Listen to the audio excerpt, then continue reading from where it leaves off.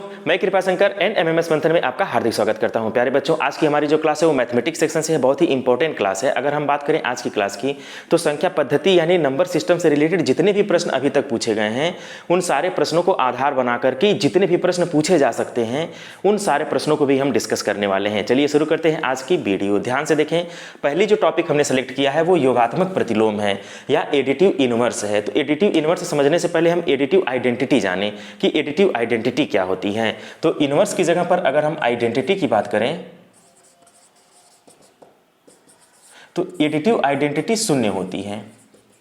शून्य, इसकी विशेषता क्या होती है कि अगर हम किसी नंबर में शून्य को जोड़ दें तो उस नंबर पर कोई प्रभाव नहीं पड़ता है। जैसे 5 है, 5 में अगर हम शून्य जोड़ दें तो ये 5 ही आता है। तो इसलिए ये इनवर्स आइडेंटिटी होती है या इसको हिंदी में तत्समक कहते हैं। अगर कोई आपसे कहे कि योगात्मक तत्समक क्या है तो आप तुरंत बताइए कि अच्छा, तत्समक आइडेंटिटी यानी कि शून्य है, क्योंकि शून्य को किसी भी संख्या में जोड़ेंगे तो उस संख्या के मान में कोई परिवर्तन नहीं होता है, इसलिए यह योगात्मक तत्समक होता है। अब प्रतिलोम क्या होता है इसको जाना जाए। अगर हम बात करें प्रतिलोम की तो जैसे 5 का योगात्मक प्रतिलोम हमें निकालना है तो ऐसी कौन सी संख्या होगी जिसे जोड़ने पर यह तत्समक आ जाए। क्या आ जाए? आइडेंटिटी आ जाए। तत्समक यानी कि आइडेंटिटी। ऐसी कौन सी संख्या होगी 5 में जोड़ दें कि तत्समक आ जाए, यानी कि क्या आ जाए? शून्य आ जाए। तो 5 में क्या जोड़ दिया जाए? शून्य आ जाए, -5 जोड़ दिया जाए। तो यहां पे x की वैल्यू क्या आ जाएगी? -5। और यही जो नंबर है -5, ये 5 का क्या है? प्रतिलोम है। तो 5 का योगात्मक प्रतिलोम, योगात्मक प्रतिलोम क्या हो जाएगा? -5 हो जाएगा। ऐसे ही अगर कोई दूसरा नंबर ले लिया 10 का योगात्मक प्रतिलोम तो -10 हो जाएगा, क्योंकि 10 में -10 जोड़ेंगे तब वो शून्य आ जाएगा। और शून्य क्या है? योगात्मक तत्समक है, यानी योगात्मक तत्समक आना चाहिए। ठीक है। अब इस ऐसे क्वेश्चंस इतने सिंपल नहीं पूछे जाते हैं। जो एग्जाम में क्वेश्चन पूछा हुआ था वो ये था, x-1/x का योगात्मक प्रतिलोम बताइए। तो बहुत ही सिंपल है, कोई भी संख्या रहे बस केवल चिन्ह बदल देना है। तो माइनस लगा दीजिए, x-1/x, एक लाइन और सॉल्व कर दीजिए, माइनस का अंदर मल्टीप्लाई करिए तो ये हो जाएगा -x और -+1/x। ये ऑप्शन जिसमें भी आ जाए उसे आप टिक कर दीजिए। कभी कभी क्या करता है कि 1/x को पहले कर देता है और माइनस वाले टर्म को बाद में कर देता है, तो उससे कोई फर्क नहीं पड़ता है। तो ये हो जाएगा क्या? इसका योगात्मक प्रतिलोम। तो योगात्मक प्रतिलोम बताना कितना आसान है, कुछ भी काम नहीं आपको करना है, बस सिर्फ चिन्ह बदल देना है, हो गया योगात्मक प्रतिलोम। किसी भी संख्या का योगात्मक प्रतिलोम पूछता रहे क्या फर्क पड़ता है? x² -1/x²। एक साल ये क्वेश्चन पूछा हुआ था, इसका योगात्मक प्रतिलोम बताइए। तो आप चिन्ह बदलना है, बस माइनस वाले को प्लस करना है, प्लस वाले को माइनस कर देना है, केवल चिन्ह बदल दीजिए बस, और कुछ नहीं करना है। तो इसका योगात्मक प्रतिलोम क्या हो जाएगा? 1/x² - x² हो जाएगा। तो योगात्मक प्रतिलोम बताना आपके लिए आसान हो गया होगा। आजीवन आप योगात्मक प्रतिलोम नहीं गलत करेंगे। कभी भी योगात्मक प्रतिलोम आए केवल चिन्ह बदल देते हैं। ऐसा क्यों करते हैं? क्योंकि अगर कोई संख्या और उसके प्रतिलोम को जोड़ दिया जाए तो आइडेंटिटी आनी चाहिए, यानी कि योगात्मक तत्समक आना चाहिए। और योगात्मक तत्समक क्या है? शून्य है। तो शून्य लाने के लिए केवल चिन्ह ही बदला जा सकता है और कोई दूसरा विकल्प नहीं है। इसलिए किसी भी संख्या का अगर हम योगात्मक प्रतिलोम की बात करेंगे तो चिन्ह बदल देते हैं। ये टॉपिक आपको अच्छे से समझ में आ गया होगा। तो क्या होता है योगात्मक प्रतिलोम? तो आप बस इसमें लिख लीजिए चिन्ह बदलना है, चिन्ह बदलना है बस, और कुछ भी काम नहीं करना है। आप देखिए 2 से 3 सेकंड के अंदर आप आंसर कर देंगे। जब भी आए योगात्मक प्रतिलोम कहिए चिन्ह बदलना है बस। एक टॉपिक और इसमें पूछ सकता है कि योगात्मक तत्समक क्या होता है, तो आप बताइए शून्य होता है। योगात्मक तत्समक यानी कि आइडेंटिटी जो होती है वो शून्य होती है। बस ये टॉपिक खत्म हो गया। अब इसी से संबंधित योगात्मक की जगह पे जानते क्या कर देता है? इससे अगर योगात्मक नहीं पूछता है तो गुणनात्मक पूछ लेता है। अब आप हमें बताएं कि गुणनात्मक प्रतिलोम क्या होना चाहिए। तो जब गुणनात्मक प्रतिलोम की बात करेंगे तो एडिटिव की जगह पर मल्टीप्लिकेटिव हो जाएगा।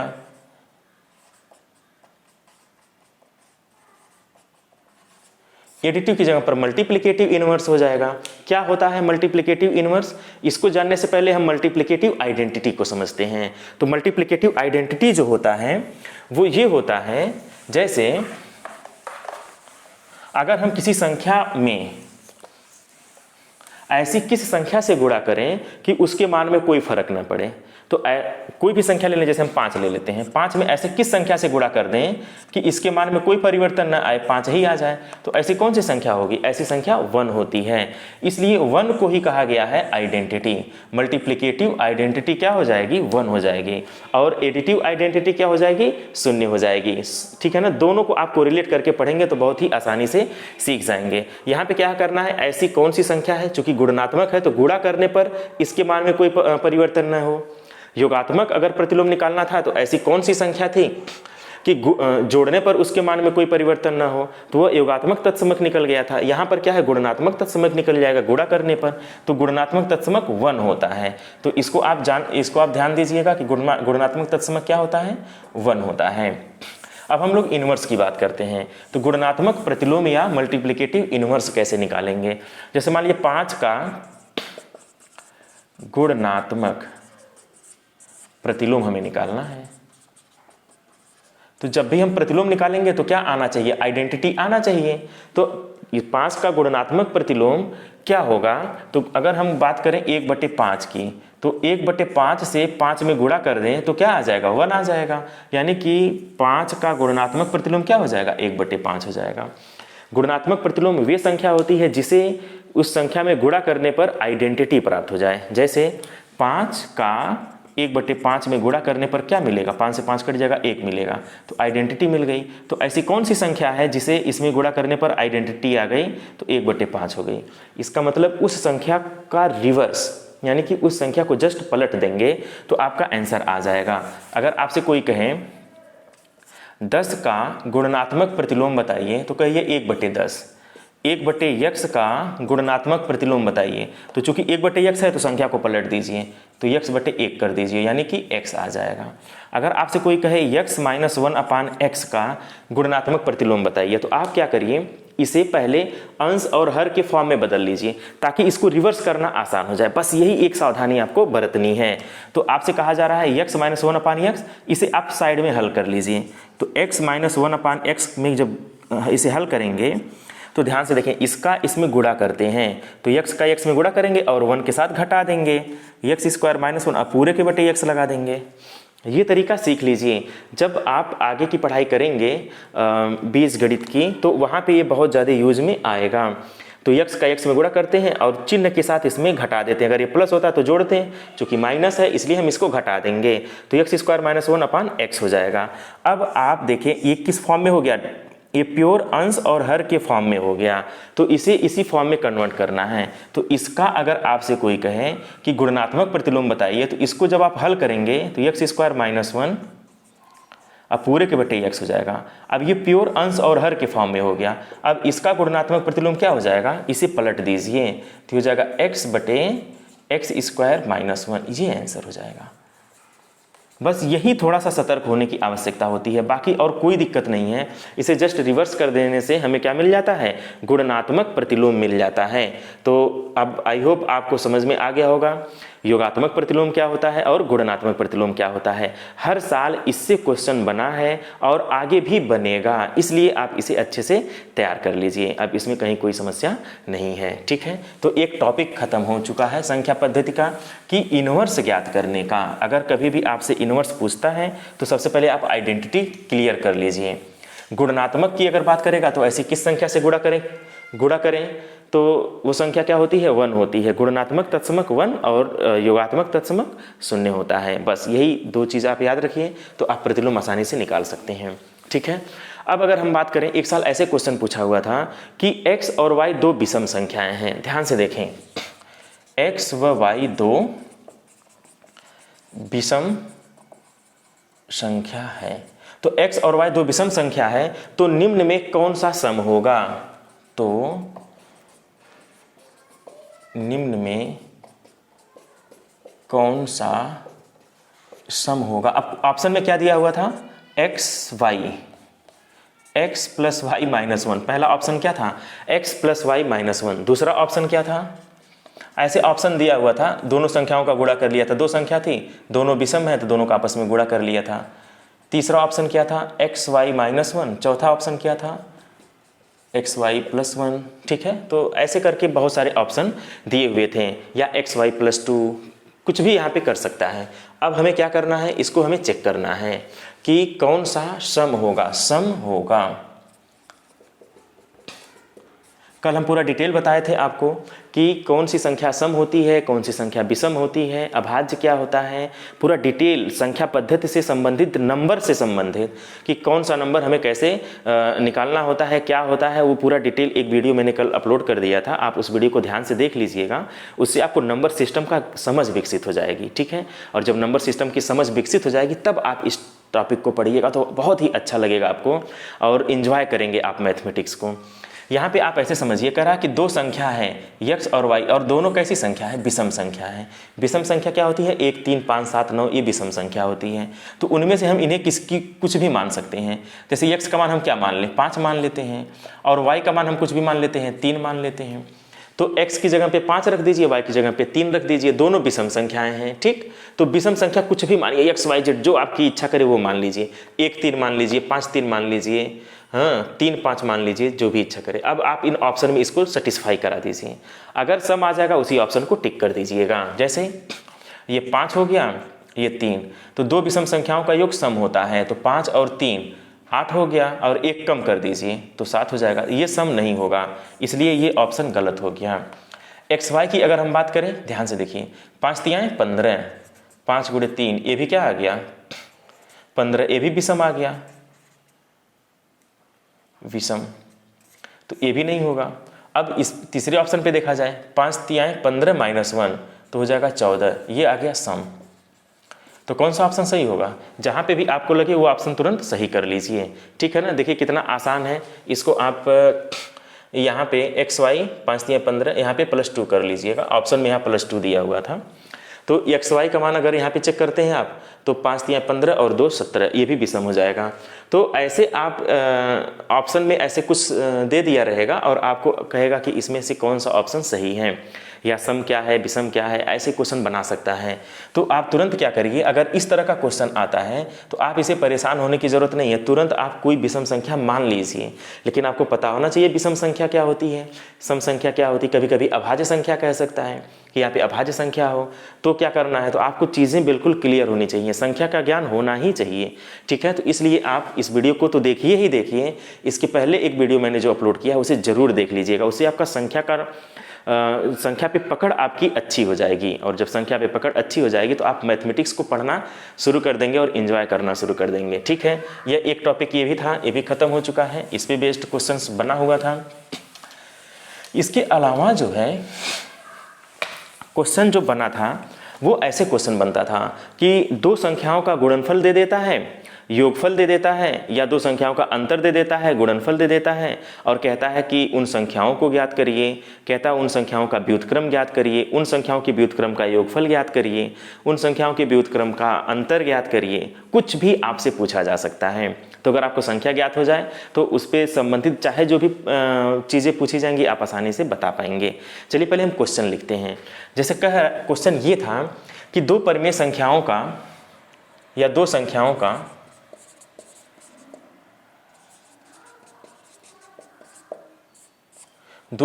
का गुणनफल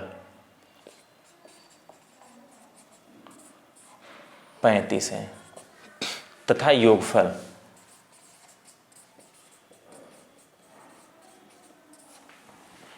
कितना है, 12 है। ध्यान से देखें, दो संख्याओं का गुणनफल दिया है 35 और योगफल दे रहा है 12, तो उनके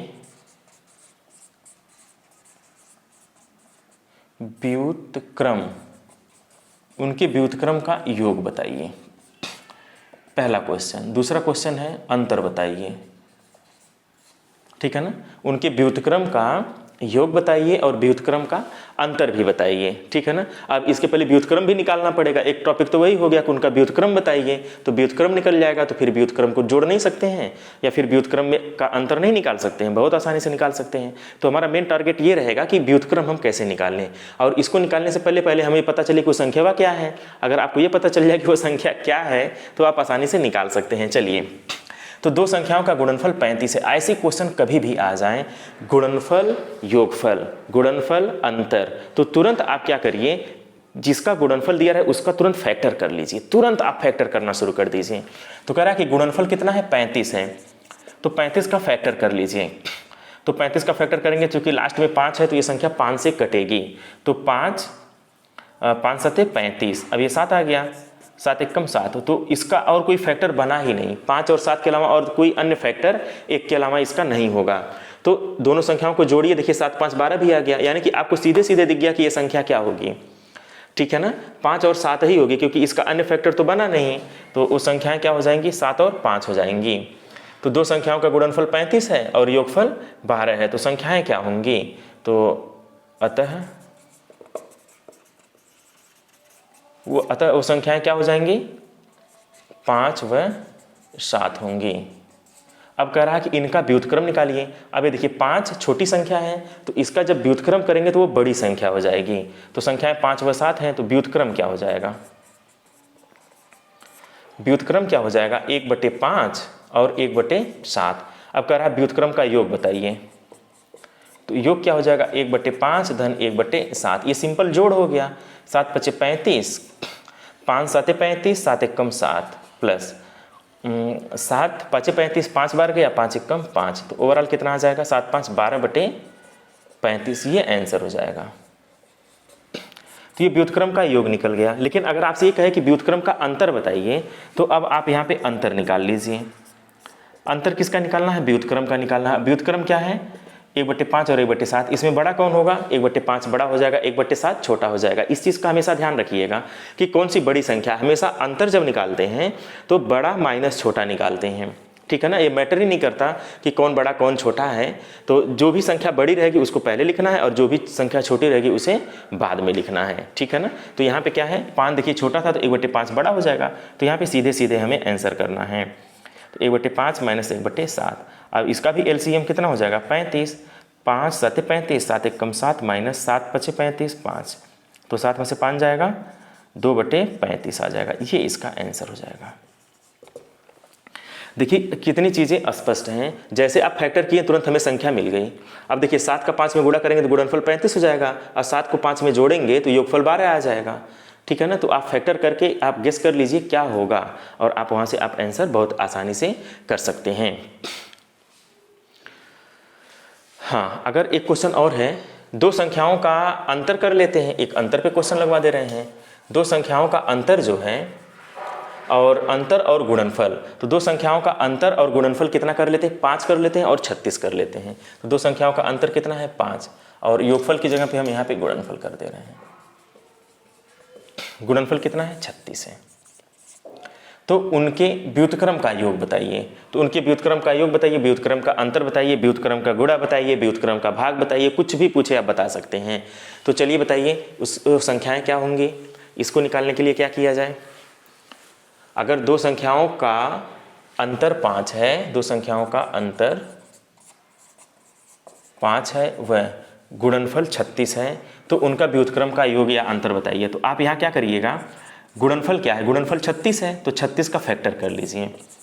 2 एकम 2 1 3, 2 8 16, 2 9 जा और 3 3 जा 3 1 जा, ठीक है ना। अब इसमें ये करना है कि अंतर 5 आ जाए। देखिए गुणा करेंगे तो हमेशा 36 आएगा, इसीलिए गुणनखंड करते हैं, ताकि एक चीज़ तो क्लियर हो जाए कि गुणा करने की समस्या न रहे। अब हमें अंतर चेक करना है, तो अगर ये 3 त्रिक का 9, 2 दूनी 4, और 9 में से 4 जाएगा 5 आ जाएगा, सेट हो गया। तो 9 गुणे 4, देखिए यहीं से क्लियर हो जाएगा। इन दोनों को एक साथ ले लीजिए, इन दोनों को एक साथ ले लीजिए, 3 त्रिक का 9 और 2 दूनी 4। यहाँ से आपको गेस करके सेट करना है। कभी कभी क्या होता है कि जैसे 3 दूनी 6 और 3, ये खैर दोनों बराबर आ जाता, तो यहाँ पे 2 2 फैक्टर लेके 3 3 फैक्टर लेकर के हमें गेस करना होता है कि ऐसा क्या करें कि घटाने पे 5 आ जाए, ठीक है। चलिए, तो दो संख्याओं का अंतर 5 है और गुणनफल 36 है, तो उनकी व्युत्क्रम, तो यहाँ पे संख्या क्या हो जाएगी, संख्या की बात करेंगे तो क्या हो जाएगी, 9 में से 5 जाएगा, 9 में से 4 जाएगा 5 आ जाएगा, और 9 का 4 में गुणा करेंगे तो 36 भी आ जाएगा। तो संख्या 9 और 4 होने वाली है। तो पहले छोटी संख्या लिख लीजिए, 4 और 9, तो संख्या क्या हो जाएगी, 4 और 9। उनके व्युत्क्रम का कह रहा है, तो व्युत्क्रम क्या हो जाएगा, 1/4 हो जाएगा। और 1/9 हो जाएगा। अब व्युत्क्रम का योग कह रहा है तो ये आप योग निकाल लीजिए, 1/4 धन 1/9 कर लीजिए। और अगर अंतर कहें तो 1/4 माइनस 1/9, क्योंकि 1/4 बड़ा होगा, 1/9 छोटा होगा। इसको घटाने के बाद जो आंसर आ जाएगा और इसको जोड़ने के बाद जो आंसर आ जाएगा वो योग हो जाएगा और ये अंतर हो जाएगा। देखिए कितना आसान है, इस पर बेस्ड क्वेश्चन बनेगा ही बनेगा। एक क्वेश्चन कई साल से पूछा हुआ है, बस केवल यहीं पे चेंज कर देता है कि अंतर की जगह पे योग कर देता है। गुणनफल तो रहता है कि गुणनफल इतना हो जाएगा। तो आप बहुत सारे ऐसे नंबर्स बता सकते हैं, जैसे कि दो संख्याओं का गुणनफल 15 है और योगफल 8 है, तो 5 3 15, 5 3 8। आप इस पे भी क्वेश्चन बना सकते हैं आसानी से, ठीक है ना। उसके व्युत्क्रम का योगफल क्या होगा, उसके व्युत्क्रम का अंतर क्या होगा, ऐसे क्वेश्चंस बन सकता है, ठीक है ना। चलिए, तो एक टॉपिक ये भी क्लियर हो गया। तो इस तरह से कुल 3 टॉपिक हम लोगों ने एक बहुत अच्छे ढंग से क्लियर कर लिया है। देखिए इसमें थोड़ा समय बेशक लग सकता है, लेकिन ऐसा नहीं है कि ये बहुत टफ है, बहुत ही आसान है। आप थोड़ा सा इस पर वर्क करिएगा तो बहुत ही इजी हो जाएगा। ये सब क्वेश्चन पूछे हुए क्वेश्चन थे या इसी पैटर्न पर क्वेश्चन बने हुए थे, ठीक है ना। पैटर्न बस अंक चेंज हो सकता है कि अंक क्या है, अंक अपने हिसाब से मैं दे रहा हूँ जो भी हमारी इच्छा कर रही है, तो अंक चेंज हो सकता है, बाकी पैटर्न सेम यही फॉलो किया गया था। अब जो है क्वेश्चन बोर्ड मास से संबंधित आ रहा है। जैसे एक क्वेश्चन बोर्ड मास से संबंधित है, यहाँ पे हमने 2 क्वेश्चन मेंशन किया है, ये दोनों क्वेश्चन पूछे हुए क्वेश्चन हैं किसी न किसी सन में। तो पहले तो हम लोग बोर्ड मास जाने क्या है, BODMAS, बोर्ड मास। थोड़ा सा बदमाश है ये, ठीक है ना, बदमाश से आप याद कर लेंगे बोर्ड मास, ठीक है ना। तो बोर्ड मास की जब हम बात करेंगे, B से ब्रैकेट, B से क्या होता है, ब्रैकेट होता है। अब ब्रैकेट में सबसे पहले बार ब्रैकेट होता है, फिर छोटा ब्रैकेट होता है, फिर कर्ली ब्रैकेट होता है, फिर स्क्वायर ब्रैकेट होता है। ये सीक्वेंस आप फॉलो करिएगा, ठीक है ना। हमेशा इसी सीक्वेंस पर आपको काम करना है। O का मतलब ऑफ होता है, या हिंदी में कहें तो का होता है। D का मतलब डिवाइड होता है, M का मतलब मल्टीप्लाई, A का मतलब एडिशन और S का मतलब सब्ट्रैक्शन यानी कि घटाना होता है। बस यही है, पहले भाग होता है, फिर गुणा होता है, फिर जोड़, फिर घटाना, ठीक है ना। एक्चुअल में अगर ये देखा जाए कि ये भाग क्या है, गुणा क्या है, तो और एडिशन क्या है, तो जो एडिशन होता है, एडिशन, सक्सेसिव एडिशन को ही मल्टीप्लिकेशन कहते हैं, ठीक है ना। तो लगातार अगर हम संख्याओं को जोड़ते जाएं और फिर वो गुणा के फॉर्म में कन्वर्ट हो जाता है, सक्सेसिव एडिशन ही मल्टीप्लिकेशन कहलाता है। तो इसलिए मल्टीप्लिकेशन को पहले स्थान दिया जाता है, ठीक है ना। और इसका जो रिवर्स होता है मल्टीप्लिकेशन का, वो डिवाइड होता है। जैसे यहाँ पे है 10 भागा 5, इसका मतलब ये है कि 10 गुणे 1/5, तो रिवर्स प्रोसेस ऑफ मल्टीप्लिकेशन है, इसलिए भाग को बाद में स्थान दिया गया है। तो बस यही तरीका है, पहले भाग करेंगे, फिर गुणा करेंगे, फिर जोड़ देंगे और लास्ट में सबसे घटा देते हैं, बस। और कोई इसमें काम आपको एक्स्ट्रा नहीं करना है। अगर कहीं ऑफ लगा है, का लगा है, तो आप पहले सॉल्व कर लीजिएगा, और ब्रैकेट को सॉल्व करना केवल आपको सीखना है, ठीक है ना। चलिए, यहाँ पे एक क्वेश्चन है, क्या है वो, 15 - 8 + 27 भागा 2 गुणे 8 - 7, बस यही क्वेश्चन है।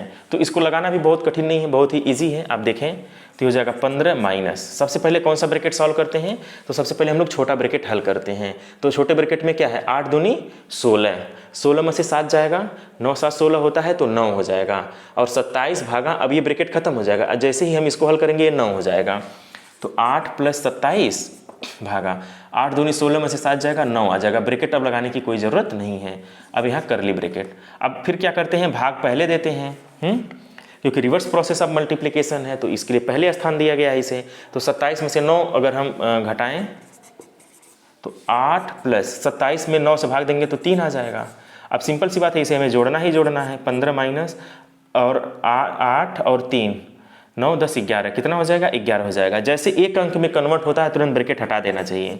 और 15 में से 11 जाएगा, कितना बचेगा, 4 बचेगा, 4 आंसर आ जाएगा।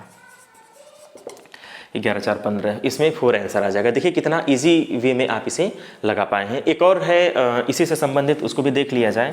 जैसे है 12 - 7 - 16 छोटा ब्रैकेट है 18 - 6 + 3 - 12, और यहाँ देखिए 12 ब्रैकेट लगा दिया है। फिर छोटा ब्रैकेट बंद है, फिर कर्ली ब्रैकेट बंद है, फिर स्क्वायर ब्रैकेट बंद है। तो ये क्वेश्चन दिया हुआ है जो कि यहाँ पे है क्वेश्चन, ठीक है। तो वही क्वेश्चन मैं यहाँ पे लिख दिया हूँ और इसे हमें सॉल्व करना है। तो सबसे पहले हम किसको सॉल्व करते हैं, सबसे पहले बार ब्रैकेट, ब्रैकेट में सबसे पहले बार ब्रैकेट हल करते हैं। तो यहाँ पे देखिए 6 के पहले माइनस है, लेकिन इस माइनस का प्रभाव इस 6 पर नहीं होगा। क्यों? क्योंकि यहाँ पे बार लगा हुआ है। तो हम क्या करेंगे, 6 को 3 में जोड़ेंगे। बच्चे क्या करते हैं, अक्सर गलती ये कर देते हैं, उनके दिमाग में ये आता है कि ये तो माइनस लगा हुआ है, तब ये -6 हो जाएगा। -6 और +3 वही तुरंत गलत हो जाता है। बार बिल्कुल स्वतंत्र चीज़ है, यानी कि ये बिल्कुल स्वतंत्र है। यहाँ पे जो भी फंक्शन होगा वो आप उसी तरह का बिहेव करेंगे। जैसे 6 धन 3 तो 6 3 9, 9 में से 12 जाएगा, ठीक है ना। ये काम आपको करना है।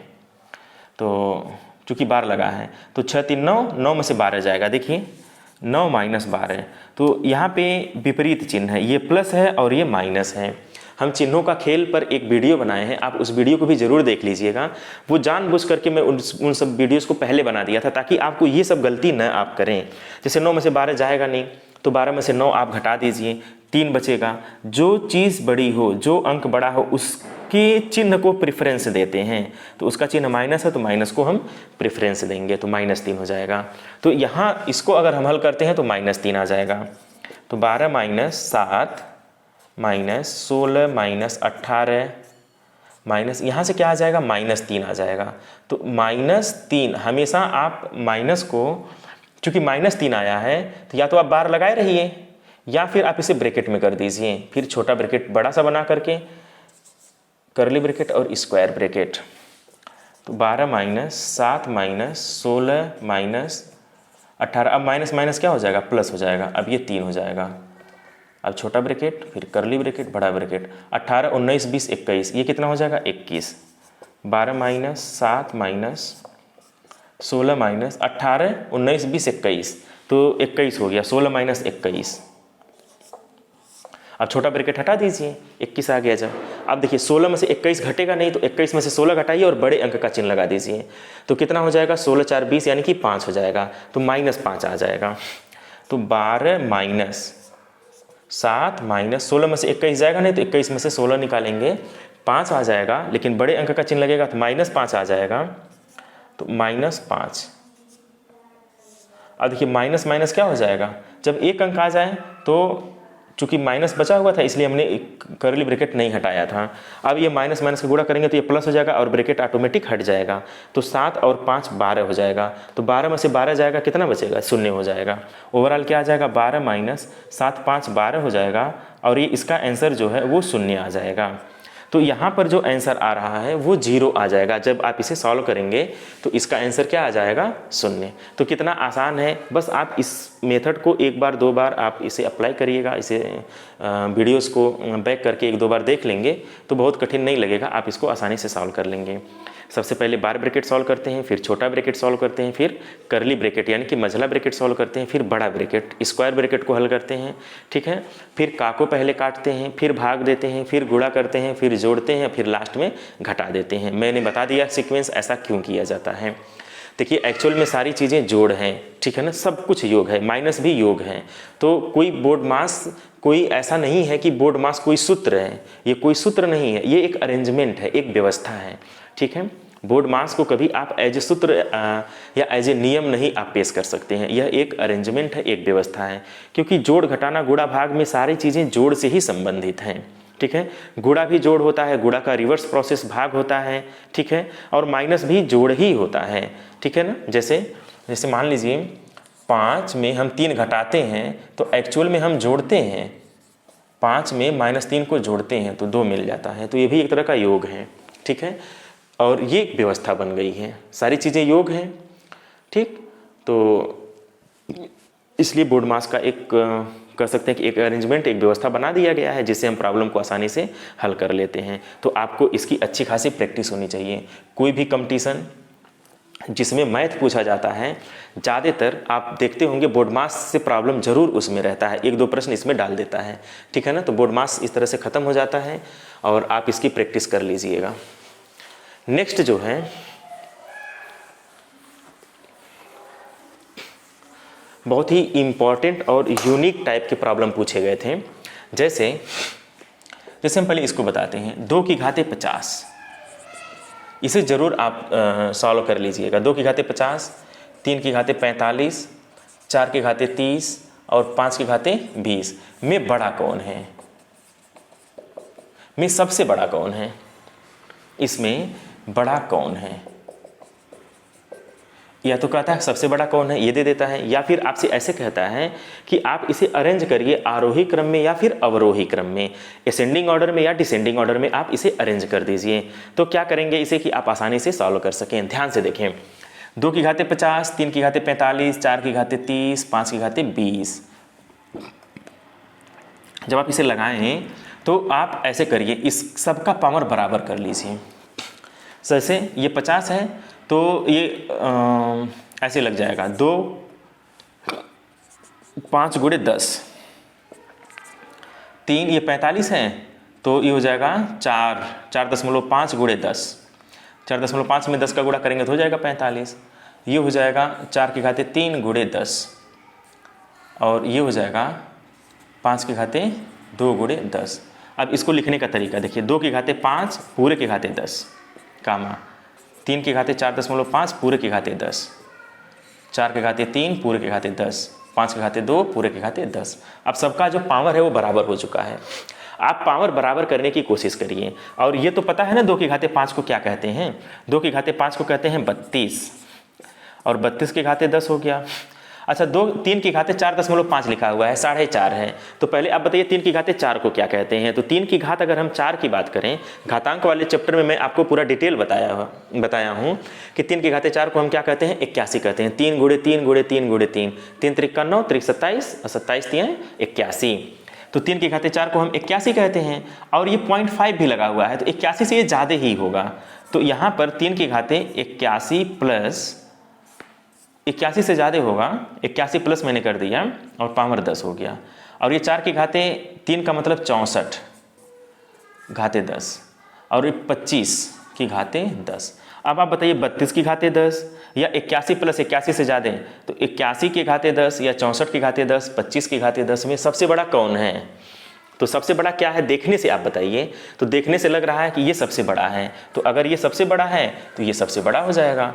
उससे छोटा क्या है, 64 की घाते 10, ये 64 की घाते 10, यानी कि सबसे बड़ा ये है, फिर ये है, फिर ये है तीसरे नंबर पे, ये पहले नंबर पे, दूसरे नंबर पे और ये तीसरे नंबर पर, और जो बचा है वो ऑटोमेटिक चौथे नंबर पे चला जाएगा। तो देखिए कितना आसान है, सबकी घात क्या करते हैं, बराबर करते हैं। तो ऐसे सिचुएशन में घात बराबर करते हैं। ये क्वेश्चन 2021 में पूछा हुआ था। किस सन में पूछा हुआ क्वेश्चन था, 2021 में। देखिए कितना अच्छा क्वेश्चन था। आप इसे अच्छे से तैयार कर लीजिएगा, इसे लगा लीजिएगा और इसे लगा करके ही एग्जाम हॉल में बैठिएगा। इस तरह के प्रश्न खोजिएगा आप, आपको मिल जाएंगे किसी न किसी बुक्स में। आप वहाँ से भी इस तरह की प्रॉब्लम्स को लगाने की कोशिश करिएगा, जिसमें हम घात को बराबर करते हैं और संख्या को बता पाते हैं कि कौन सी संख्या बड़ी है, कौन सी छोटी है। तो आपकी एक अच्छी अंडरस्टैंडिंग बढ़ गई होगी अगर आप इस वीडियो को ध्यान से देख लेंगे। नेक्स्ट जो पूछा हुआ क्वेश्चन था अभाज्य संख्या की कितनी अभाज्य संख्याएं हैं। जैसे 17 की घाते 5, 17 की घाते 5 कामा 15 की घाते 24 और 18 की घाते केवल 8 है, 8 की घाते 20 में अभाज्य संख्या बताइए।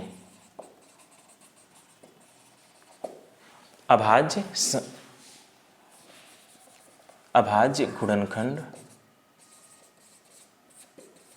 की संख्या बताइए। यहाँ पे क्वेश्चन आपसे ये कह रहा है कि अभाज्य गुणनखंड की संख्या बताइए। तो 17 की घाते 5, 17 अभाज्य है कि नहीं है? 17 तो खुद अभाज्य संख्या है, तो इसमें इसकी कुल कितनी संख्या होगी? 5 तो यही हो जाएगी। 15 तो अभाज्य नहीं है, 15 भाज्य संख्या है। 15 को अभाज्य संख्या के रूप में अगर लिखा जाए तो इसे लिखा जाएगा 3 गुणे 5 की घाते 24। 8 भी भाज्य है तो इसको लिखा जाएगा 2 की घाते 3 और इसकी घाते 20। ठीक है, अब आप ऐसे समझिए, इसमें तो 5 हो गया, ये चीज़ तो क्लियर हो गया। अब इसको टच नहीं करना, इसमें 5 हो गया। यहाँ पर कितना हो जाएगा? 24, 3 की घाते 24 और 5 की घाते भी 24 हो जाएगा। अगर हम बात करें घात की तो 15 को अभाज्य गुणनखंड के रूप में लिख लीजिए, 15 का गुणनखंड कर लीजिए। तो हमेशा इसको अभाज्य गुणनखंड के रूप में लिखते हैं हम लोग। जो गुणनखंड करते हैं जैसे ये सबसे छोटी संख्या से कटेगा 3, 3 5 15, 5 1 5। तो ये जो 3 और 5 हम लोग प्राप्त करते हैं, तो ये अभाज्य गुणनखंड होता है और इन्हीं को हमें काउंट करना है कि कितने 3 और 5 आए होंगे। तो देखिए 3 कितना है, 24 है, 5 कितना है, 5 भी 24 होगा, क्योंकि ये घात इस पर भी लगेगा और इस पर भी लगेगा। कितने अभाज्य होंगे, 17 कितना है, 17 5 ठे हैं। अभाज्य गुणनखंड काउंट करना है, 3 24 ठे हैं, 5 भी 24 ठे है, तो काउंट कर लीजिए 24 24 कितना हो जाएगा 48, और 5 ठे इधर काउंट कर लीजिए, 48 और 5 53 हो जाएगा। और यहाँ पर 2 की घात 3 और इसकी घात 20 है, तो 20 तियाँ 60, 2 कितना है 60 ठे 2 है, तो 53 और 60 आप काउंट कर लीजिए, 120 में 7 कम कर दीजिए, 113 आ जाएगा, ठीक है ना।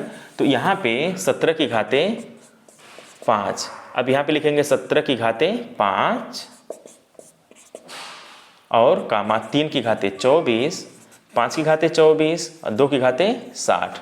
तो अभाज्य गुणनखंड की संख्या, अभाज्य गुणनखंड की संख्या कितना हो जाएगा, 5 हो जाएगा, 24 हो जाएगा, 24 हो जाएगा प्लस 60 हो जाएगा, जोड़ेंगे तो 113 आ जाएगा, ठीक है ना। आप इसे काउंट कर लीजिए, जितना आ जाए वही आंसर हो जाएगा। तो अभाज्य गुणनखंड की संख्या निकालना भी आसान है। देखिए एकदम सतर्क रहिए, इस तरह के क्वेश्चंस कभी भी पूछे जाएंगे और ये कितना आसान है, केवल आपको गुणनखंड करने आता रहे और गिन लेना है, बस इतना सा काम करना है और ये कभी गलत नहीं होगा। अगर आप इसे अच्छे से पढ़ लेते हैं तो मैथमेटिक्स की ये खासियत होती है कि अगर आपको मैथ समझ में आने लगा तो वहाँ से प्रॉब्लम गलत नहीं होते हैं, वो फिक्स रहते हैं और आपको पता रहता है कि मैं ये सही करके आया हूँ, ठीक है। तो मैथ और रीजनिंग में ये विशेषता है, अगर आप मैथ अच्छे से पढ़ते हैं तो आप रीजनिंग में भी अच्छा करेंगे। ये सारी चीज़ें रीजनिंग के भी पार्ट हैं, ठीक है।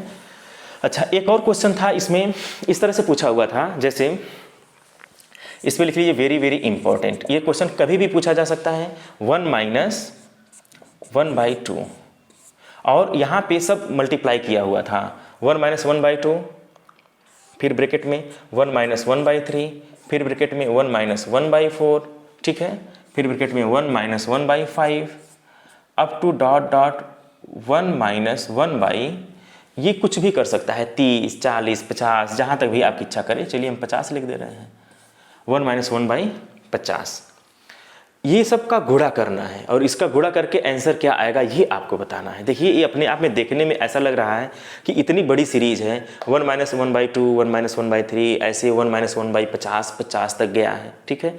टफ होगा लेकिन ऐसा नहीं है, आप इसे पहले कैलकुलेट करिए।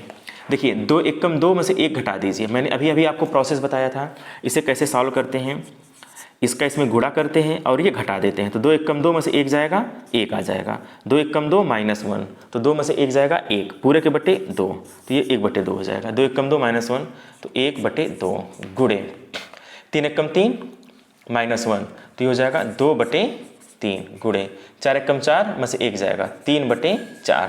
अब आपको ये चीज़ दिख रहा होगा कि यहाँ का जो नंबर है इससे 1 कम है, यहाँ का जो नंबर है उससे 1 कम है, ये 4 है तो ये 3 है, तो आगे बिना देखे आप लिख सकते हैं, ये 3 है तो ये 4 होगा तो ये 5 हो जाएगा, ये 5 होगा तो ये 6 हो जाएगा, नीचे वाला 1 बढ़ जाएगा। अप टू डॉट डॉट कहाँ तक जाना है, 50 1 कम 50 में से 1 जाएगा 49, क्या हो जाएगा 49/50।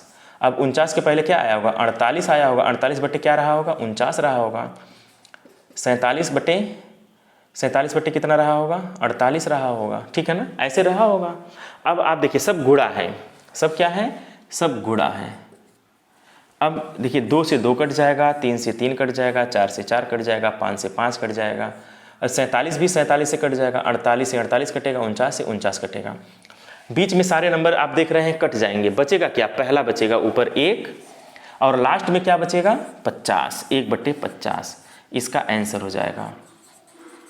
अगर आप इसकी प्रैक्टिस अच्छी खासी कर लें, अब यहाँ 50 की जगह पे 100 हो जाए तो क्या बचेगा, 100 1 कम 100 या 99, वहाँ तक कट जाएगा बटे 100, तो यहाँ का पहला 1 और यहाँ का लास्ट जो भी लिखा रहे, 30 लिखा रहे तो 30, 40 लिखा रहे तो 40, यही आंसर आना है। तो देखते ही आप आंसर कर सकते हैं। अगर ये सीरीज़ संजोग से इस साल 2023 में पूछा जा रहा है तो आपको 1 सेकेंड 2 सेकेंड के अंदर आप गेस कर लेंगे कि इसका आंसर क्या आने वाला है। आप ये प्रोसेस भी मत करिए, डायरेक्ट आप क्या लिखिए 1/50, 1/40 तक रहे तो 1/40, और अगर 100 तक रहे तो 1/100, देखते ही आप आंसर कर देंगे।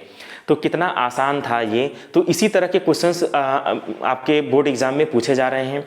एक साल एक क्वेश्चन पूछा हुआ था स्थानीय मान और जातीय मान से संबंधित, तो उसमें कोई दिक्कत नहीं, स्थानीय मान सारे बच्चे निकाल सकते हैं। जैसे मान लीजिए 3 4 5 6 7 ये है ना, अगर आपसे कोई कहे कि 5 का स्थानीय मान बताइए तो 5 लिख दीजिए, उसके आगे जितना अंक है उतना 0 बढ़ा दीजिए, तो 5 का स्थानीय मान कितना हो जाएगा 500।